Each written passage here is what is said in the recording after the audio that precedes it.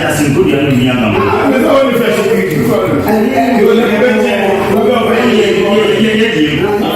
Mesa Kebio, Namidi Suse, Justice KODUA, Sicino, NDC for the Ahomachi Cherenokon. What the BBS Unimere. Now, on try as much as possible as he could. Say, Obembo Madina says, Ahumana or Jachi Cherenokon will be here fewer. Sicino, near NDC for a say a year or do some quadia and can cry in cat. I said, you about to I try because I said, can you who be WhatsApp be ready be long before I said, about NDC the various platforms were never be go ya security you win ya mfanya asem but near Emma didn't you microphone and what it NDC office one hour session tare now be can ansem no hon a hon na ade no eheda you sa audio na woman enu na Emma ni you sa video so na Emma ni you second audio na you ni de hu nipa nanim nsem na no kan ubetumi akọ computer so akọtwe nsembo wo ka se wia na nipa bo nsem wo de egu so pra but notwithstanding a confirm first one na nipa no what it studio ho na and what it party headquarters wo an wo kasa no second one na ye hu nipa nanim no ka se wi wo se wo a wo nsem ka bia no for assembly no wo bo nsem pra no eno de ye betumi ada auto no kakra wo nipa akokura wo hu no betumi deny se enye ono the voice but ba ko na what it dem wo na wo hwe ni de eyihu nti Justice KODUA 40-year-old young man we are brantia we so we energy we zeal we na amanfuti wo radio so ya nsema ka net asum how you want to run our friend then the office a party office one how you want to run it because we kwani the executive one you are wo da payroll so a wo tu awka obosom esu tu pension any senate pension ya di nyina ma wo san ye lawyer ni mesre se sadi we ya be NDC for the bay obi a obehwe bia no hwe na fa kwachi ubehu sa videos no na obeti sema so ye kan se we ye lawyer ni de mpaacho bomadia come remove your mouth ubetumi afa court se nipa na wo NDC office one were verifiable say Mr. Bansa kan verifiable you can see them anywhere you can ubetumi trace one na for won kwana ba bia wo ne nkrofo kohia na wo ye twotwomuto na wo ye wo die mu a wo kan wo bo nsem no wani gin na konkon won ko prove otherwise ade we ebe hantew amanfo bekasi NDC for the plant one support na buy you're very careful baby out no ene anamon a obitu ene baby odo akotran no we a fantastic young man wadwuru mu do okasa obi em se wadwuru mu do but sad NDC for ye ansa no to aba ne de hama bi no de so kon brana bi yiwa no anya sa nia wodi ye kwamra Japan wodi ya fuku ene wo friend den Sami Krabo no wan hwe ni yepe ebi beta ato wo kwam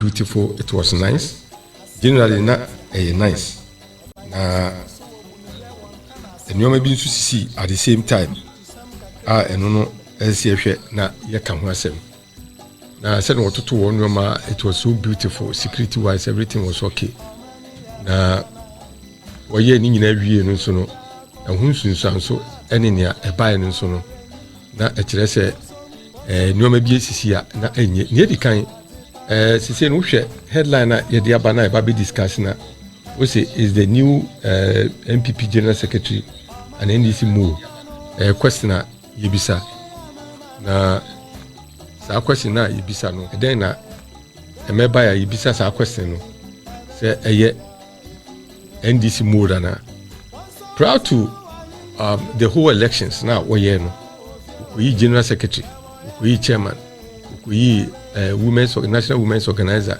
we national coordinator national coordinator we youth organizer and one can very few ones be at work on now before the elections allegations be about out na ni nyina no na for John Buedu e bi so for KODUA Justin KODUA ne wan wini new general secretary no na e bi for John Buedu e bi so for ye be boy sa videos no with time na mahunia ye pese ye kire na no na e bi sasi ne buy no afutu na ye ba betu new general secretary no ne buy no ye mostly orchestrated by NDC what says what one support enyina man what can the be a video about which we may show those videos na afutu ye de be ban say ye be bo ya chichirim afutu ye de be ban say sa na ti dia ene mesre no it could be two ways. Either say nipa bi na kwahye baby no obo Paul no yes ade no just to discredit him. Say na be ya o wini aba no. That to so bien. Say na be ya nso a o wini nso a wo benya trimpo bi won ho say on NDC fo na hwebom. Nti saa no mani nyina ba so. Ono wa hyeda mbe yi ano papa bia ma obi an hyeda nte either by press conference or whatever. Be the man tibiri sa aka e wo system nim aba bi wura maka. Onye very careful. Yedi council to so bien bi onso John Buedu. Ono so allegations bi by what be frofro no. Na ni nyina ye ni di campaign Haji Afati awo national headquarters. Ono so wo bi. Sama me no wa che headquarters wo pa na anu so ye din. Ono nso the allegation bi be frofro John Buedu. E kan sim bi wono ho a. Esa an nyoma no so e na e reflect e na wo de koto aba. Nipa no bi gina so tie grassroots na nsema wo kekan after the elections na just Haji Afati nsema na no di kan kekan no. Sa nyoma no na eye we a edi akotin etia no pa ewo nyana oye nimu ntini nyina no yenkamfu a ye ba se ba badwundwene ho na ya hwese eden eni afutu ya John Buedu befa ama no ho ena den sunso eni afutu ya new general secretary so obefa anamon obetu na all the party ni beko nanim because there is precedent na won say obiti say Kwabere Japan ena Afoko ena Sami Crab party no yi wongadi yes allegations na say they were most for the NDC whether it is true or not wakekanya obians to me fa evidence papa bi an sheda mai but party ni gina so ema wo yi wongadi no one say one term kura wi no wo yi wongadi efimu saa so pepepe ene saa futu ni de ma abranti a wabe 40 years usa ya abranti afin wesi so wa energy obetum dia adwuma no na mmom so anhwe ne saa de na wode afoforo no ebetum aye nsem bia ebetum akonetia na adwuma oye the least step bi obi take bia no people may read meaning into it na John Buedu nso say welusu a onko tenase na nsem na okekan no say no kware dia na onko na sebi onko dwene ho onfa nkwa dwenwinum na hunsu ebribi mfem ye di kan nyina no ene den mami a meka na say wo friend Haji Afati na proud to elections no or yes, serious allegations be against John Buedu and the officers of the party or national headquarters. They are very damning, very serious. No, he can't say. Go also. What's what my party office war? Na osorea dipa kura ba ona se wo ba hwehwe a uhu ne to so ebien wo se wo ba kura na uhu nipa no atwam fiti wo nchia won ke so ke kan sem bebre nipa ba ko bo ni din John Buedu and reporter ni bisa ni se aden wa singa John Buedu so bobo ni din odi ni nti wakasa bobo ni din na ma me ne boy bre ba no na ma fufu say me allegation nti wa ka na adwene but ebia no bra se pobiti John Buedu but what was TT FM no TT delegates no TT party supporters no TT here na me say wo mra se pobi e wo John Buedu kakra ebinim kire say wa ya hantan kakra ahomaso kakra ba ni mu onim said woni nipa kasa kese nsem bebre on my party office sa allegations in wo hopa me ma ko party office order na wo ko hwe obi nansi a wo so ba be ye congress ikura no mesuma ye mpemfu a sedi mesuma no so won ko accreditation could be say for 3 consecutive days we could letter on sem want to men who be and one hand over letter to him waka say accreditation ikura no ye be ma na se mfama na ko cover program no they couldn't get accreditation because ya buabia Samuel no John Buedu no obi anu ana office wo so you could not get anybody one deputy to be in office wo they were 3 days prior to the NHC accreditation from last week yenyada that also fed into seminar any package say one party office one wo ko ontra ni nipa din koma nsema oka no na edoso ebibiri so some of us realize there was serious problem with your friend saying executive now on Emma Kennedy Japan crab out. Monon crab a year campaign at John Buedu seriously. Said John Buedu finicrum. No send and no Martin Cody. Obe make sure that John Buedu Ibelusu. Or call your friend saying Asasi FM or radio or could make it the same allegations or call baby even that what to aban crowd in Kran. He was so bitter. I'm a Kasabi Brio, a sports stadium, and he vowed say John Buedu finicrum. But for the first time this one day and yes, film crew, but we are in ya or no Rebecca. Now, we make sure say John Buedu will lose. seriously John Boyd Lucian. Can Japan soon so very influential. Our party very influential because of Adoya or your party Mintino. Or very influential Kasa Nipa Bibility. John Boyd Lusu Aquacotefi. Momenti Adia Fati. Nisema Ajana kai waka. Na Omaji post in Omodi Omum Party office, Omum Party for Omaji post in Omodi Mufie, Nane Pray no Mutinify, Omodi Omuda Mufie, the Biba no Mabejiska no Marco Chagi. Party staff for client job. Hello, Aja. Na Aja Nezo. Aja party staff. Aja party. Omubaka Wupa no Mumuna. Ajia Fatima Kasara Munti.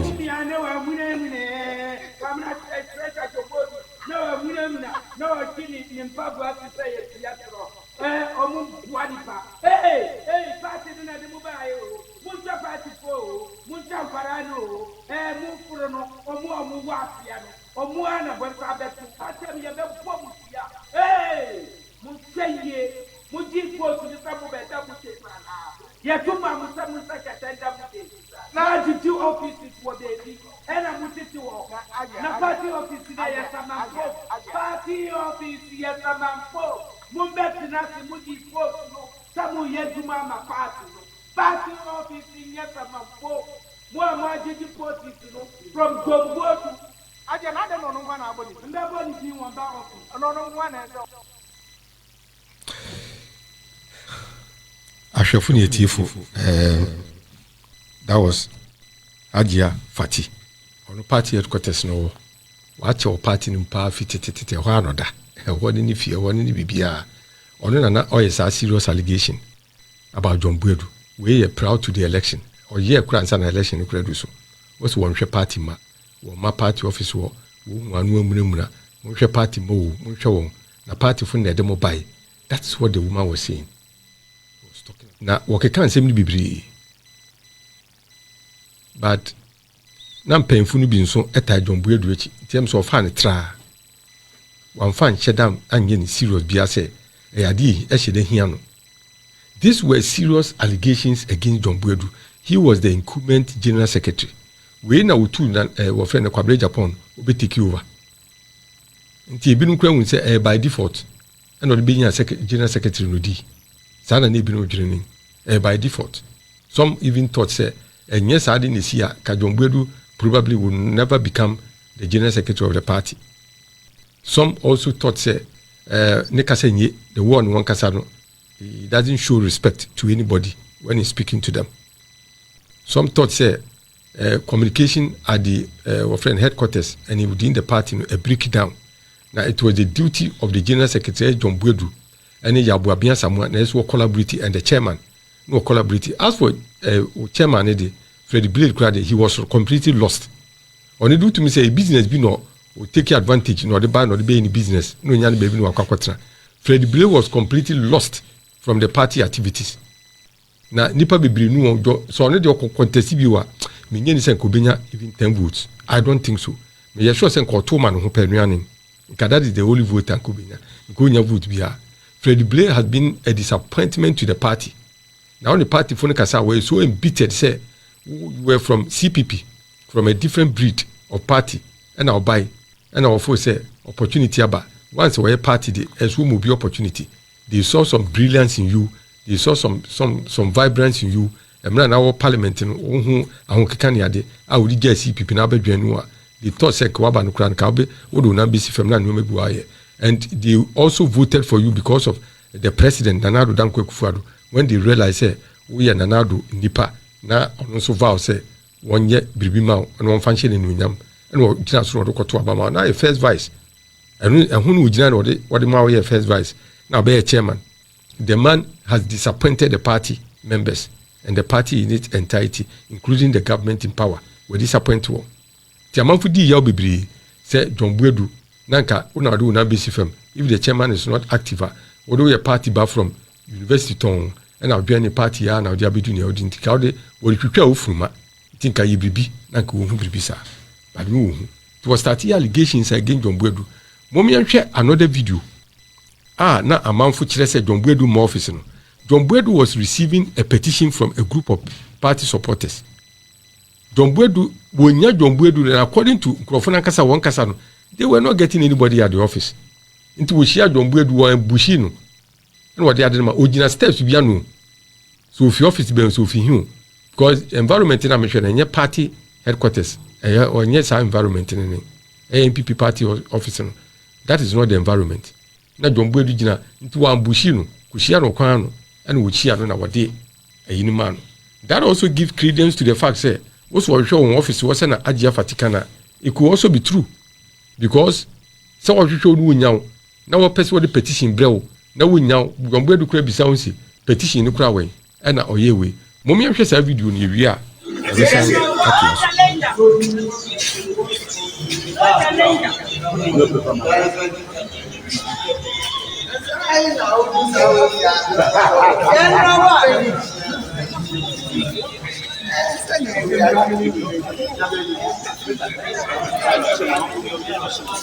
Como já não vamos ver isso?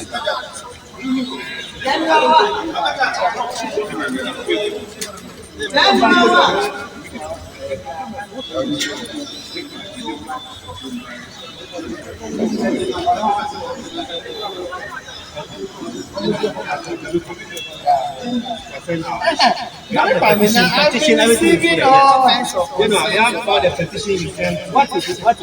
Chairman, first of all, we never had closed session election. The album for the political selection came a day after that election. When the album came, most of the names of the closed session secretary were taken from the album. Then, for the constant elections, we had the album 5 days of election. And when we had the album for the process elections was different from the latest album.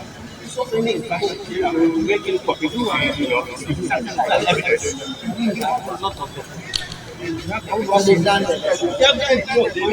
Actually, you better also.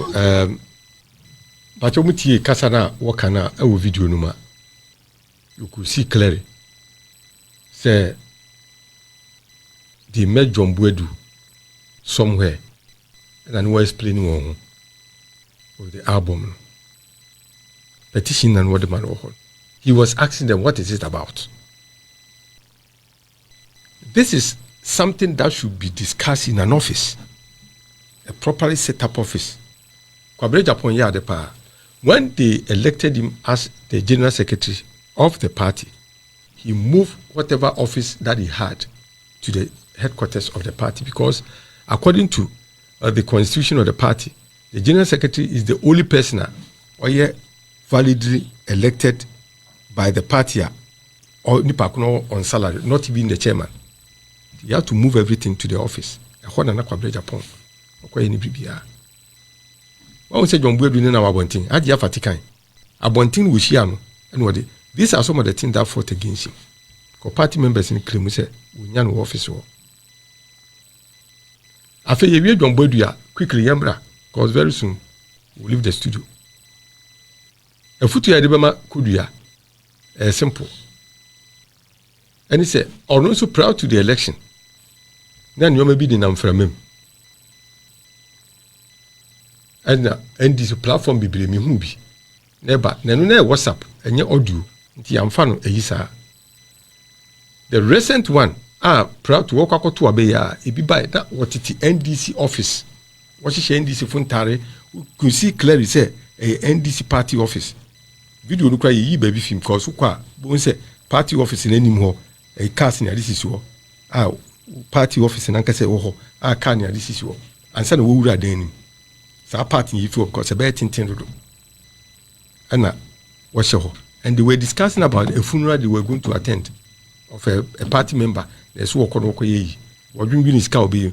Then the issue of KODUA Ebemu as one person that they are all supporting. Until what should that discussing no or say, oh, 90 KODUA anything or dim with the fee so bar. This is very serious for this young man. This thing is very serious. This thing that has come up, on no who say there is precedent. Japan, they were thrown out of the office. So make crap count. These were allegations that were made against them. Similar allegations. Whether Nyawakan is true or not, this woman must find some means to remedy that thing. Otherwise, it will hunt him at the office. That's why we are asking. Say, or a mole, and that's why then office was to see. Because these things came up strongly. And then on WhatsApp also, and where the video evidence, clearly by video evidence, I will say, this is what the people said, and they were saying, but your video ni row, munti, sema, okay.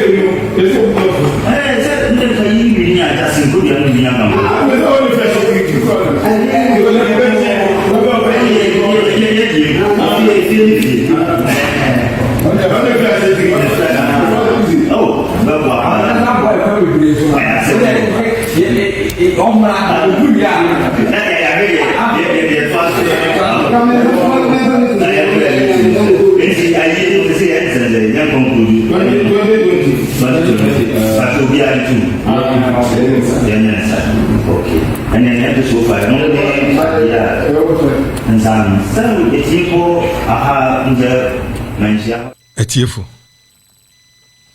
sena na nkomo twetwe ne kono se wutie ha hu pa we nya just audio na waka se o ma tibiribi keke na we die audio visual voice na audio nipa na wote office won we nipa wonwi wote ase nti they cannot deny it audio obeba out be deny say enye no kware. But with you, nipa na etu na watete wo hu, you can see them. Haman wode yesu abrante no kon Justice KODUA, won asu no kon wode Haman su no kon. Onye extremely very careful. Onye extremely very careful. We say there is precedent. Our party nim. Kwabena Japan, Afoku, ena our friend Sami Krab, I think he was the second vice or first vice. Afoku, no a chairman, na Kwabena Japan a general secretary. We won't fi party nim. Until one set precedent be the atwo. It is a branting in Nima, Unimu Wonshena, onye very careful. Because I didn't want iron, very serious, a human free part what you assume. So when you're very careful, Justin KODUA and you're very careful. Sadly, we see a bad hunting near activity because one, there are people who are going to sit on the fence and begin to watch activities and listen. They will not only watch, but they will also listen. What wants to be TT, what we any share. The list be obey, audio be piano, send where Kwabena Japan what be bayan. Inti all mom pie, now all making sure say he is hanging himself very well. Any saboteur be obey hun biano, onye because I don't know about this thing came up before the elections, but the anticipation that be denied bia. Obe deny crime in so loud, sir. Yamia na ruwe winning. But one said that the Ahumesu no kon ankasa no nam hon. Onye very careful. One see wo hara and see wo hara. Aka kra do babeto aba I think a day or two no babeto aban. Another audio so epue. Eno so mumenti esa audio.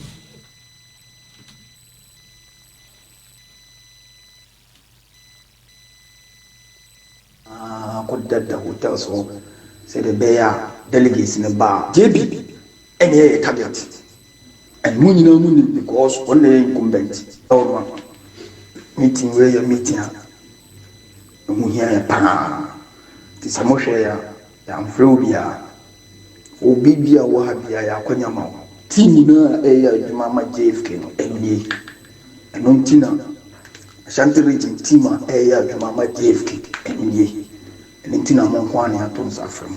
Na meeting na is JFK na kasa yede eba. Nemo yeba ya okwakushia mpanyifo bi adidwuma foforo ti na yese meme ba na me be to mani na munyina mu se de be ya adwene ntanta bia embom na nema miensa ene yede kwa kokele game no we ya game na koduru mpenso bi o si bi no one loyal ladies na mo ni so mo ye bia ni na ye JFK no mo din ko mo le ho Ghana. The domo and never con crime. I was a condemn.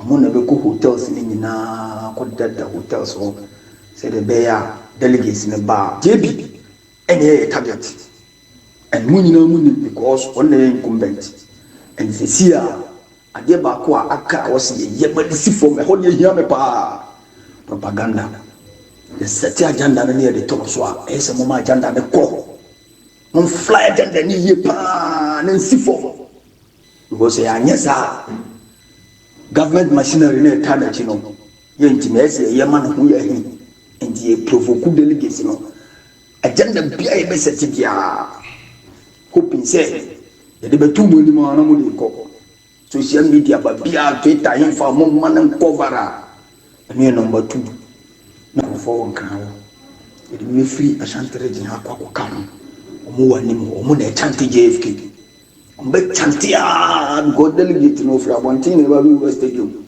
nti gate na no na wɔsɛ yɛ pɔmpe JFK egu wɔn adwene mu ansa na ɔmo akɔ nti mɛsrɛ mo saa nneɛma no nyinaa mo hu a ɛsɛ mo hu sɛ ɔmo yɛ nkɔ adwuma no nso asi fam na emu sɛ yɛn nkɔ tena akonnwa no so a yɛn wie nti wɔ sɛ mo hu sɛ adwuma wei na yɛ ba bɛyɛ no mo ɛyɛ part ɛno nti ɛna ma yɛ frɛ mo nti yɛn mɛsɛ sɛ agenda no yɛ mmiɛnsa loyal ladies bɛkɔ akɔsɛ hɔ na ɔmo ayɛ kankan ama yɛ 2 yɛbɛsɛte propaganda ɛyɛ mo mo adwuma sɛ ɛsɛ si fam 3 yɛde boys bɛkɔ akɔkyante wɔ gate no ano asɛm a ɛwɔ hɔ ni obi biara ofi sɛ wɔ adwenkyerɛ biara no wobɛtumi de wadwenkyerɛ aba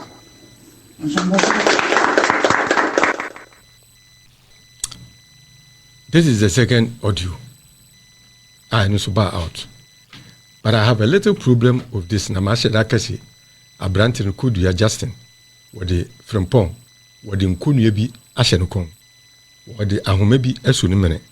Now, what should that and where no say then? This particular audio, Missy, ye be say or you mole in NDC, because these things came up before the elections. Menkasi are not it.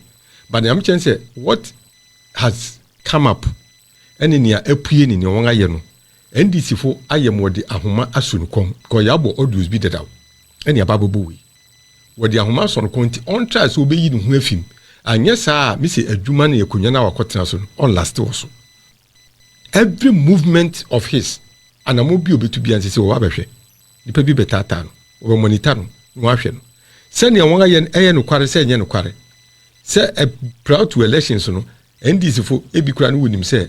Guy no obi tumi wini wonso wanso tetare fam nti se sanity dia sene wode ye kwabre Japan ya fokonum yemfa bi tetare no sene be ye bibia be tare no kakra bi no party fu no be gina so no so wa pam na fi wo ko yem se bia party fu no wonpe Jasin ko ayi wo friend John Buedu but Jasin Godua no oba obitumi ay more powerful than even John Buedu. He can act and work well nti ne yemfa bibi se mbra system num na se anamobi na eba ya san atoya so propaganda ndi NDC fo obeka so wonimiye wo ba wonim na obetuma ya obetuma orchestrate audios bi be say puepue na akwa ese odun wa akwa meeting bi because tie ada yi na wo so odun won ahia onim pamfu ahia na nkete so ba ha now wutie audio no very well. I am suspicious of the audio background na ekasa no I say ekobi ewo ho ti obeka so onipa ne tidam e na onu a oka na asem because wo hu nanim. Unlike the other video nearby, no, a ban the wood to say any party office or an workasa. But way you can hear echo behind Kasana or Kano, we no bo and some pra, young be our. That could also be a plan. It could also be orchestrated. I am not saying that is wholly true, but I'm saying that gentlemen on your very careful, could be on your very careful. Or on your careful, as I no man getting before elections. NPP Babe Monitano, there are people within, because one can say John Buedu no them. Only the gap between John Buedu is just about 500 votes, a 1,000 votes difference. No, into John Buedu is what done out of 6,000 no quarter about. Only the pay 2 much John Buedu. The same crofons why embittered, why peeved into also a transit one monitor. Bilibia be piano, one to be so better trigger your friend saying petition. Then so aquafast maba. KODUA, are you a mode in NDC? If you are not, Branabi, you want come and remove your mouth. Come and remove your mouth. Yendi yenkase we bi. Na mum ne yakokɔ so ne nsɛm ɛbae no de. Ɛno John Buedu wo hwɛ allegations a agye afati no yɛ ne ade nyinaa no. Ɛkotia no. Wonso wodi wan wini but ebetumi akonya tia. So come and repair this before it's too late. Mr. Bansa, the next 5 minutes, quickly, if you studio. Thank you, Uncle Bright. Like you have said, what you have watched so far is serious. Justin KODUA, he is at the center of this thing. So the best thing for him is, in the first video, the characters in the video, characters planning, the scheming, the thing are there. Yeah. They are identifiable. So he should quickly go for them. And then, if possible, I don't know how he can handle this thing to show that he's clean. Is it something that can be taken to the court? He's a lawyer himself. Yeah, he could. Yeah. Because he's a lawyer. Yeah, he's a lawyer himself. So he should find a way to get himself out of this. It's a trap that has been set. You understand? Either if he's a mole, then he must be careful. He should revise his position. But if he's not a mole, then he must come out and debunk this orchestration. It's very, very, very incumbent on him, especially when this party now is preparing to break the eight. JFK, as is affectionately called. He should come out, find ways and means to put this matter to rest. And I'm saying, especially when agenda now, the main reason for selecting a new blood, fresh blood, as members of the executive is to prosecute this agenda of breaking the eight, which has never happened in the Fourth Republic before. This is something that they have brought up. And I also am siding with them. You know, I'm not a spokesman for NPP, but I think that so far in the history of the Fourth Republic, they have done well. They have done well. Their social interventions been better than the NDC. So I think the NPP should be retained, and then the good works that Nana has started. Though there's a law, there's much. The policies are good. 1DF, 1D, 1F. Is it 1D, 1F? 1D, 1F, and planting for food and jobs. There are policies that will help us, if they are well prosecuted, will help us get out of this economic malaise, our dependency on external factors for sustenance, like the Gogisberg economy that Nana talked about. 1D, 1F is the beginning of taking us out of our dependency on external products, so on and so forth. If we are able to grow our own things, we start manufacturing to the extent that we can export, it will help us. And 1D, 1F is a good policy in that direction. I don't know whether if NDC comes, they will want to continue. But is it well implemented? Do they implement it very well? As for the implementation, well, if you are not implementing it well, then it becomes a mere rhetoric on paper. Just Kasa. But they have some few months left. So about 1.5 years. So left. that could be remedied. Yes, they can easily. What most people are saying is that Nana should reshuffle the ministers. We'll discard the reshuffle. We'll discard that issue. It seems we are digressing to another. No, I'm saying. I'm saying it's in relation to the new executives that they have chosen. Okay. The agenda is breaking. If you were at the. So it means that the party, the newly elected executive like Stephen Tim, who is the chairman, and then today we only focus on the general secretary because of what happened, because of some of the audio that have already popped up.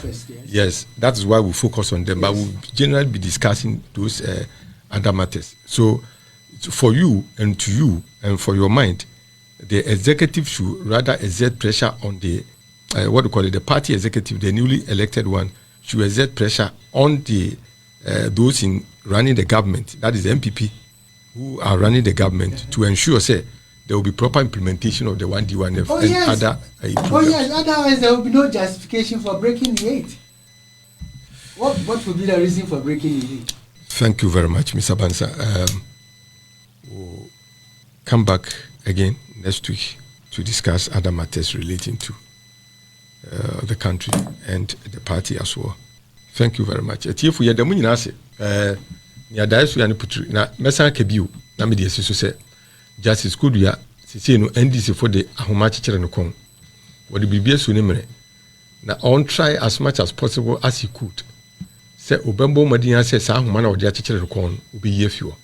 Sisi no ni NDC for ayi nyina se eye odus nku ade a nka enkura de nka asem ye bobo atogu ai ntra because say na me di kan yehu bi wo WhatsApp me ready bebre long before answer no koto aba NDC the various platforms we ne bebre guo ya security yehu ya mfa anya asem but ne ema de ne yehu eye nkrofo na no tete NDC office wo na wo hyehye ntare na wo bekeka sansem no ho no na ade no ehye da yehu sa audios na wom eno na ema ne yehu sa videos no ena ema ne yehu second audio na yehu ne de yehu nipa nanim nsem na no ka no ubetumi akọ computers no akọtwe nsembo wo ka se wia ne nipa bo nsem wo de egu so pra but notwithstanding a confirm first one na nipa no wotete studio ho na ana wotete party headquarters wo anu wakasa no second one na yehu nipa nanim no ka se wi wo se wo a wo nsem ka bia no for assembly no wo bo nsem pra no eno de yebetumi ada auto no kakra wo nipa akokura wo hu no betumi